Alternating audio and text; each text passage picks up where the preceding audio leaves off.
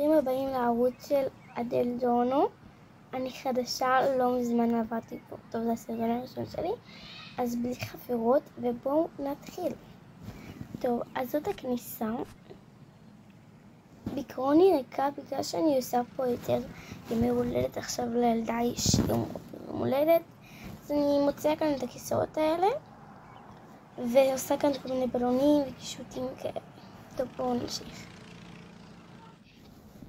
כאן זה פשוט פה יושבים ואוכלים. זה הציץ שאני די מתלבטת אם להוציא לי אותו. אני לא יודעת, תכתבו לי בתגובות אם להוציא או לא להוציא. בואו נמשיך. טוב. זה המטבח, כן. אני השקעתי מאוד בלסדר את המקרר, וגם השקעתי מאוד לסדר את זה. בואו נמשיך.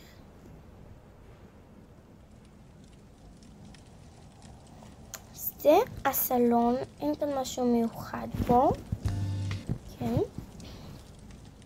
פה היה סנטר, אבל הוצאתי אותו כי זה לא הקטע שלי. זה המחיכה. סליחה על הרעש.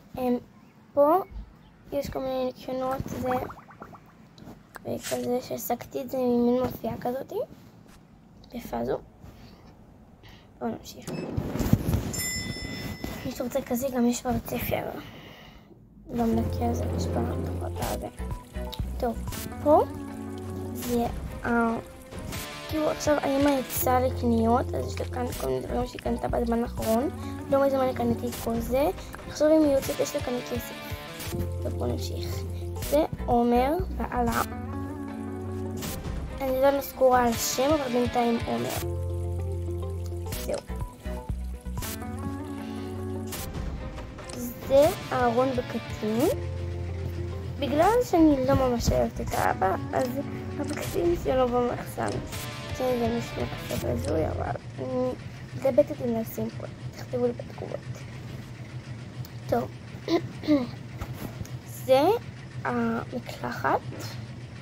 לא אהבתי את הקטע שהם עשו פה בהתחלה, אז הוצאתי כאן כמה דברים. בעיקרון ריק פה, אני לא אוהבת שעמוס מדי. תכתבו לי בתגובות גם אם אתם לא אוהבים עמוס, כאילו שכל עמוס ואז אתם מצפנתי. טוב, עוד פעילות לחצתי. זה החדר של הילדות, יותר נכון הקומה של הילדות. זה ליה. היא בת, אם אני לא טועה, 12 עשיתי לה נראה לי, כן. זה המיטה שלה. זאת הבת ליה, מיה. רגע, איך קראתי לה? מיה? אז לא יודעת.